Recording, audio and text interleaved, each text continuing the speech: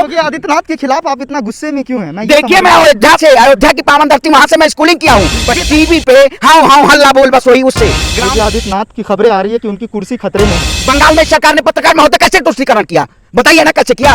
और मौजूदा वक्त में इस सरकार को गिराने का काम किया जाएगा। युवा बेरोजगार है, पकौड़ा तलिए 200 रुपए किलो सरसों का तेल। उनको इस देश की सत्ता में बैठने का अधिकार नहीं है। आप भी चाटुकारिता नहीं करिएगा और लास्ट को इस सरकार ने पूछने का नहीं काम किया है। जनता तो सबक सिखा रही है ना, आपने देखा जिला पंचायत में क्या हुआ। क्या चेंज करना चाह रही हो? चेंज करने से कुछ होने वाला है? आप पछताए हो क्या जब चिड़िया चुग गई खेत?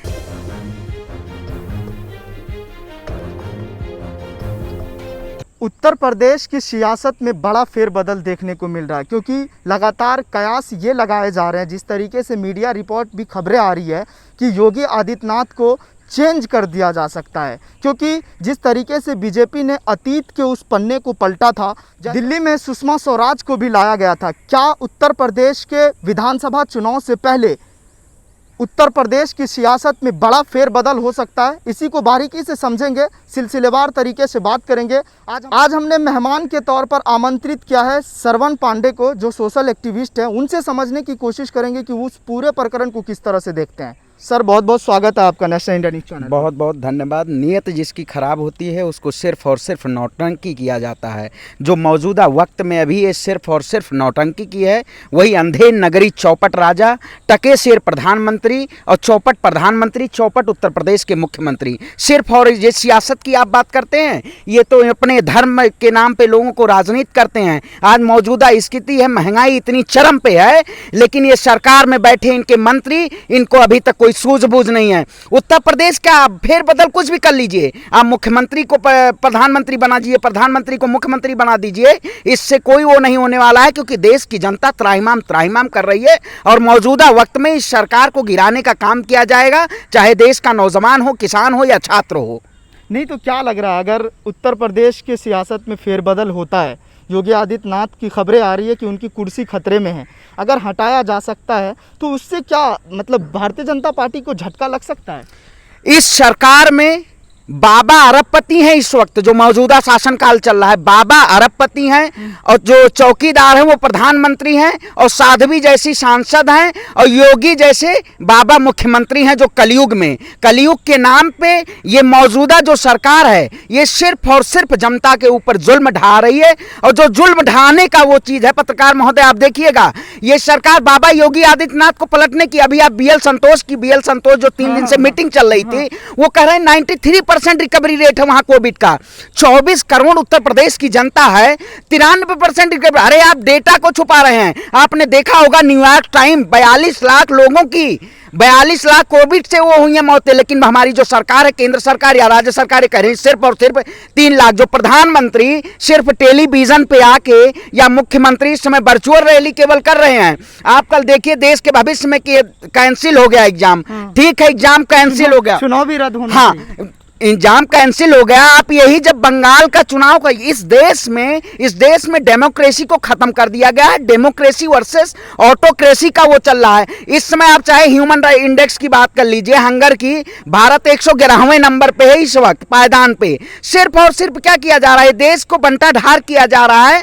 मोदी सरकार चुप है, एकदम मौन है, और ये देश के बंटाढार करने को तैयार है। नहीं तो जिस तरीके से अभी जो है योगी आदित्यनाथ को लेकर बात कही जा रही है, और उसके बाद जैसे चुनाव में देखा गया, ललन टॉप की एक सर्वे भी बताती है कि किस तरह से अभी अगर चुनाव लड़ते हैं प्रधानमंत्री नरेंद्र मोदी, तो वो पूरी तरीके से हार जाएंगे। 81% लोग यही कह रहे हैं। हाँ, अभी उसने जो पोल किया था, ट्विटर पे पोल चला था ये, ठीक है, क्योंकि जनता, आप आवाज को नहीं दबा सकते हैं इस वक्त। देखिए, सोशल एक्टिविस्ट अगर आवाज उठाता है तो उसको ये सरकार दबाने का काम करती है, हम जैसे युवा को दबाने का काम करती है। आप दबा के लोगों को जेल की सलाखों के पीछे भेज के आप क्रांति नहीं रोक सकते हैं। आप देख रहे होंगे 6 महीने से ज्यादा किसान आंदोलन हो गया है, छात्र सड़कों पे है, बेरोजगार है। सीएमआई की आज जीडीपी हमारी है -7.23% हो गई है जीडीपी।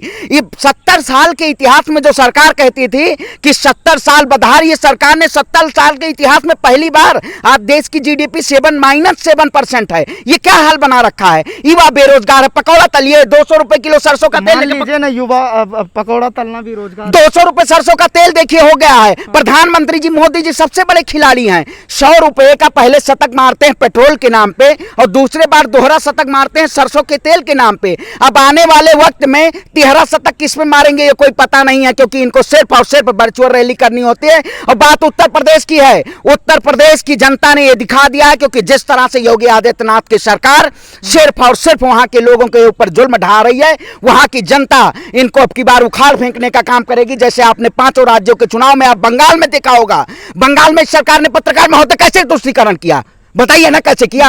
ये तुष्टीकरण की राजनीति करती है सरकार। जो तुष्टीकरण पे लोग बैठे हुए हैं उनको इस देश की सत्ता में बैठने का अधिकार नहीं है। आप भी चाटुकारिता नहीं करिएगा, चाटुकारिता पत्रकार हैं, आप आज तक के पत्रकार सच्चाई दिखाते हैं, सच्चाई दिखाते हैं। हाँ तो सच्चाई दिखाइएगा नहीं, आपको भी कोई पूछने वाले नहीं होगा। आप ग्राउंड पे नहीं रिपोर्टिंग कर, आज कोई भी स्ट्रीम मीडिया का पत्रकार ग्राउंड रिपोर्टिंग कर सकता है, बस टीवी पे हाँ हाँ हल्ला बोल, बस वही उससे ग्राउंड रिपोर्टिंग आ जाएगी तो जनता उनको। योगी आदित्यनाथ के खिलाफ आप इतना गुस्से में क्यों है? मैं देखिए, मैं अयोध्या से, अयोध्या की पावन धरती, वहां से मैं स्कूलिंग किया हूं। जिस अयोध्या के उसमें राम मंदिर के नाम पे सबसे बड़ा भ्रष्टाचार किया जा रहा है, इस सरकार के नाम पे गौ रक्षा के नाम पे सबसे बड़े घोटाले किए गए हैं। आप बात कर सकते हैं, शौचालय के नाम पे सबसे बड़े घोटाला किया गया है, नमामि गंगे के नाम पे जो मोदी सरकार या भारतीय जनता पार्टी उत्तर प्रदेश, आप इलाहाबाद की गंगा आपने देखा होगा, जो इन्होंने बात किया, मां गंगा ने मुझे बुलाया है, आज उसी गंगा में आपने 15 दिन पहले देखा होगा, उसी गंगा में लाश बही है और लाश को इस सरकार ने पूछने का नहीं काम किया है। जो हिंदू धर्म में, जो हिंदू जनता, सर जनता तो सबक सिखा रही है ना। आपने देखा जिला पंचायत में क्या हुआ, वहां पर इतने सारे जो है अयोध्या में, काशी में, वहां पे मुंह के खाने गिरनी पड़ी है बीजेपी को। बनारस में जो बनारस के सांसद हैं, हमारे प्रधानमंत्री जो बैठे हुए हैं, अपने लिए सेंटा ब्लिस्टा का प्रोजेक्ट बनवा रहे हैं, 15 प्रधानमंत्री आवास बनवा रहे हैं। आप समझिए देश के टैक्स में रोज रोडों पे आज गरीब व्यक्ति नहीं इस समय ठेला और रेहड़ी लगा के वो सामान को नहीं बेच सकता है, लेकिन आप इसी चले जाइए मंत्रालय में चले जाइए, उनको चाय और कॉफी बन रही है, वहां पे कोविड नहीं है। ये सिर्फ और सिर्फ लोगों की आवाज को दबाना चाहते हैं। जो अयोध्या उत्तर प्रदेश है, जिन नाम से इन्होंने बाबा को अब की बार 2022 में वही गोरखनाथ के गोरक्ष पीठ में इनको बैठा दिया जाएगा, क्योंकि आप सत्ता नहीं, अनपढ़ गंवार लोग सत्ता में बैठे हुए हैं, इंटेलेक्चुअल पीपल की आवाज को दबाया जा रहा है। आपने देखा होगा इस समय जो क्रांतिकारी वो जेलों में हैं, तिहाड़ जेल में, क्रांतिकारी लोग तिहाड़ जेल में हैं। जो वो क्या गुंडे की बात कर रहे हैं, क्रांति, अभी देखिए हमारी नताशा नरवाल जी सोशल, उनको आप अंदर कर दिए हैं, उसमें सिर्फ और सिर्फ इसमें वो किया गया है इनको बंद करने का, आवाज दबाने का।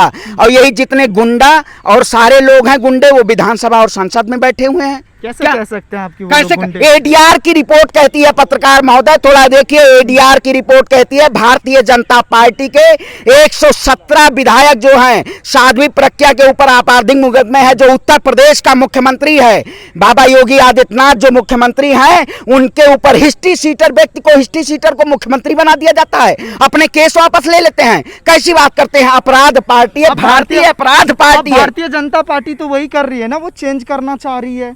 क्या चेंज करना चाह रही हो? चेंज करने से कुछ होने वाला है? आप पछताए हो क्या जब चिड़िया चुग गई खेत? खेत के सारे सूखे से खेत का वो हो गया है। अब आप बोले पछताने से क्या होगा? आप बैठाए क्यों थे? चेहरा क्यों लाए थे?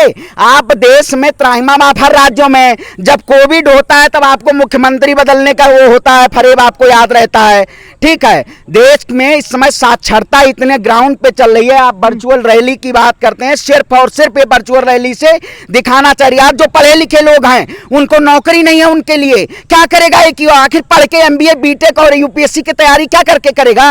एक भी वैकेंसी इस वक्त है, इस समय यूपीएससी का एग्जाम 2 साल हो गया अभी तक नहीं हुआ है। छात्र रोडों पे है, जंतर मंतर जो देश में आंदोलन का एक जगह होता है उसको बंद कर दिया गया है, युवाओं की आवाज को दबा दिया गया है। कोविड चल रहा है ना, इस वजह से। कोविड आपने, बंगाल में कोविड नहीं चल रहा था, बंगाल चुनाव जब हो रहा था तब कोविड नहीं था इस सरकार को। अभी उत्तर प्रदेश में चुनाव आ जाएगा तब कोविड नहीं होगा। प्रधानमंत्री जी बिना मास्क के पहुंचेंगे और रैली कहेंगे ओ ममता दीदी, ओ दीदी, तो वही अब देश की जनता कह रही है ओ साहब झोला उठा के और आप जाइए। ये देश की जनता आपको रोकने का काम नहीं करेगी, आप निकलिए जल्दी, झोला उठाइए। इस बहस को थोड़ा आगे लिए चलते हैं क्योंकि आपसे बात करने में थोड़ा अच्छा लग रहा है और आप बारीकी से चीज़ें बता रहे हैं। भारतीय जनता पार्टी का 2022 के विधानसभा चुनाव में क्या भविष्य देख रहे हैं आप? भारतीय जनता पार्टी का भविष्य कुछ नहीं है। अब देश से इसका भविष्य खत्म हो रहा है, क्योंकि इस वक्त जो जनता त्रस्त है और संसद में विधायक और सांसद मस्त हैं, इसलिए ये देश की जनता अब इसको माफ नहीं करेगी जब तक इस सत्ता से उखाड़ के, चाहे वो केंद्र की बात हो चाहे वो राज्य की बात हो, सत्ता से उखाड़ के फेंकने का काम कर दिया गया है।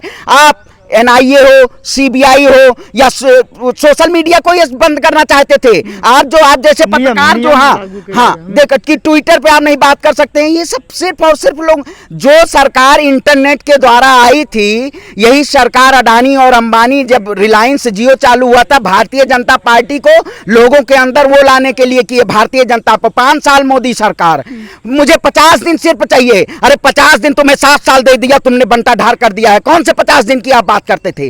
ये 50 दिन सिर्फ और सिर्फ जुमलेबाजी के 50 दिन। कह रहे कि देश में सब अच्छा चल रहा है। अच्छा, देश में सब अच्छा चल रहा है। देश में अच्छा, आपके लिए भी पत्रकार महोदय चल रहा होगा, देखिएगा आपके लिए यही अच्छा दिन चलेगा। आपको एक दिन माइक नहीं लगाने को मिलेगा इस देश में, आपकी आवाज को दबा दिया जाएगा। यही अच्छा चल रहा है इस देश में, यही अच्छा चल रहा है। आपको इसी अच्छे दिन की होती ये 90 रुपए 100 रुपए पेट्रोल और उसके बाद 920 का इस समय गैस सिलेंडर है। यही अच्छा दिन चाहिए था आपको। ये सिर्फ और सिर्फ अच्छे दिन उसी संसद में और उसी जो 7 लोक कल्याण मार्ग पे जो बैठे हुए हमारे प्रधानमंत्री जी के लिए है, जो कबूतर को मोर को दाना खिलवाएं और कबूतर को जाए। बस ये सिर्फ और सिर्फ 56 इंच का सीना, रो रो के जीना, यही सिर्फ इनकी हो रही है। जिसकी नीयत खराब हो उसके अंदर बरकत नहीं होती है। ये बरकत नहीं होगी, देश की जनता इनको उखाड़ फेंकने का काम करेगी। तो आप इस वक्त श्रवण पांडे को सुन रहे थे। आपने सुना किस तरह से योगी आदित्यनाथ के कार्यकाल पर प्रकाश डालते हुए उन्होंने सभी बातों का जिक्र किया और आने वाले 2022 के चुनाव में योगी आदित्यनाथ का क्या भविष्य रहेगा उन पर भी बारीकी से बताया। लेकिन यही चीज़ उन बातों में साफ निकल कर आता है कि 2022 के विधानसभा चुनाव में योगी आदित्यनाथ को मुँह के खाने दोबारा गिरने पड़ेगी। अपने सहयोगी परितोष के साथ दिल्ली से सद्दाम करीमी की ये रिपोर्ट।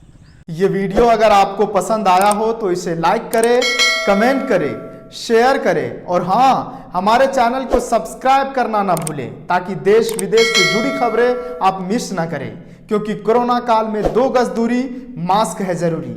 नमस्कार।